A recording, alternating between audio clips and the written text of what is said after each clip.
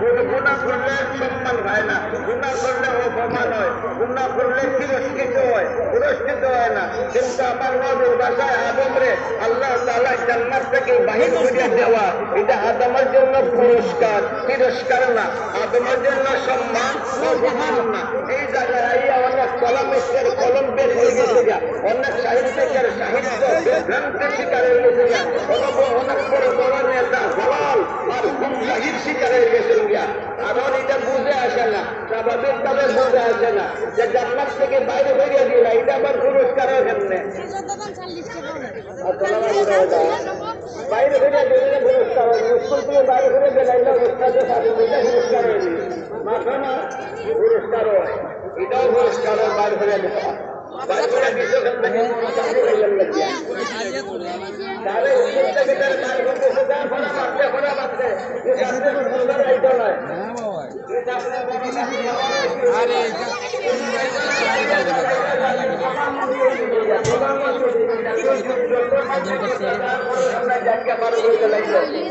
অপমান করছে না সম্মান করছে না তো না।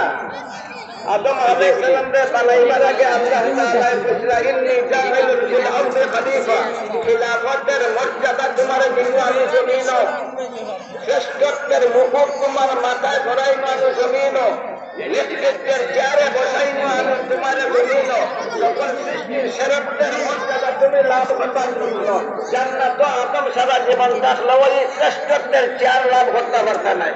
পারবানি পারত না বা বুঝা গেল? এই বিরাট মর্তবা পাইতে হইলে জান্নাত থাকলে হাইটা নাই। এই বিরাট মর্তবা পাইতে হইলে আওয়াজ লাগবে শোনানো ও না।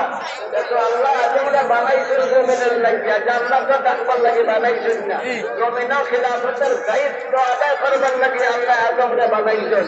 আর সেই খিলাফতের মর্যাদা, সেই শ্রেষ্ঠত্বের মর্যাদা, সেই মর্যাদা রাসূল লাভ করতে যে জমিনে আওয়াজ লাগবো।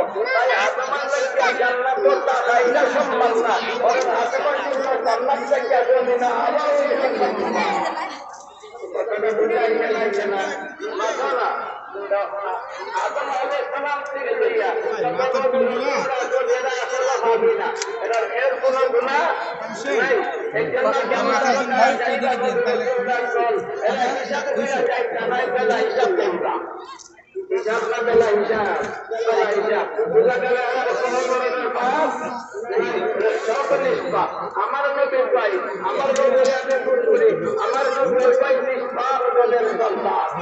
আল্লামা কাসসালানী রাহমাতুল্লাহি আলাইহি ও বুড়া বুড়াতে আল্লামা কাসসালানী রাহমাতুল্লাহ